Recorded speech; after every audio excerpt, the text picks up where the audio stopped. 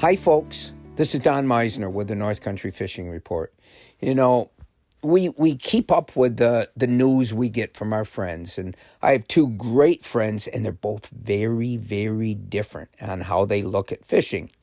And one of them, my buddy Dave Swanson, has been telling me about the lake trout fishing that he does on Cayuga Lake.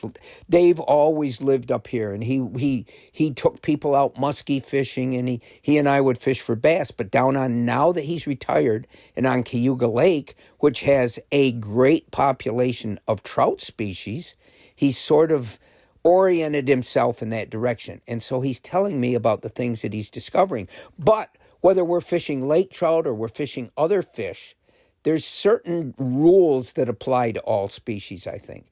And one of the things Dave's discovered is that jigging for lake trout can be more effective a lot of days than trolling for them. And, you know, we've always talked about how trolling is so great because you cover so much water and you can find the fish. Well, he's got all kinds of graphs on his boats, and he knows the right type of depth to fish and where those lake trout are going to be.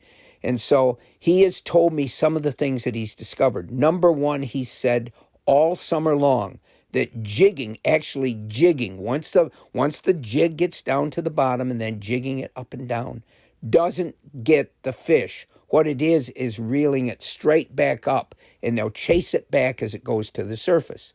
However, recently he's noticed a change. And there's always going to be changes as the season changes, as water temperature changes, as spawning cycles change.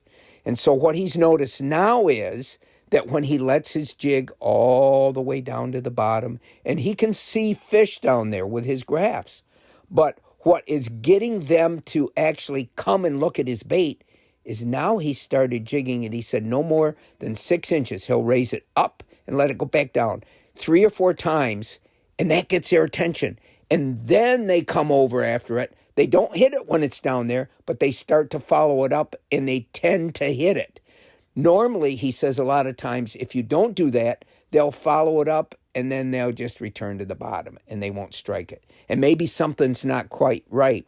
And there's other things we have to consider in this. Number one, the speed that he brings it back to the surface. That's critical. If it's too slow, nothing. If it's too fast, nothing. It's the speed is, I don't want to say everything, but it's important.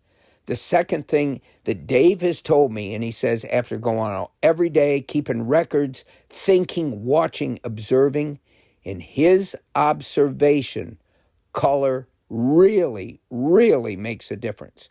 One day, he says, I can put my jig down there, a color that I'd used a couple days before and caught fish, and you'll watch it. Fish will come look at it. They'll come start to follow it up, but they won't strike. He says, I put a different color on, and bam, they start hitting it. So, again, he says, make sure you let people know that this if this really isn't a science, it's subjective. It's based on my observation. And he said, maybe I'm wrong. But that's how all the rules of fishing come to be, is by fishermen going out and studying and watching and learning by their mistakes and learning by their success of what works.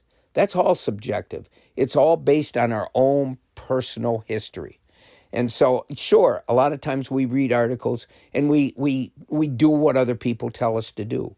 But I think one of the greatest parts of becoming a good fisherman is learning from your own experience. And the second thing is being open and minded enough to change when things aren't working, to always be willing to change and to experiment. And that, I think, is what makes us better and better as time goes on. Until next time, folks, this is Don Meisner with the North Country Fishing Report.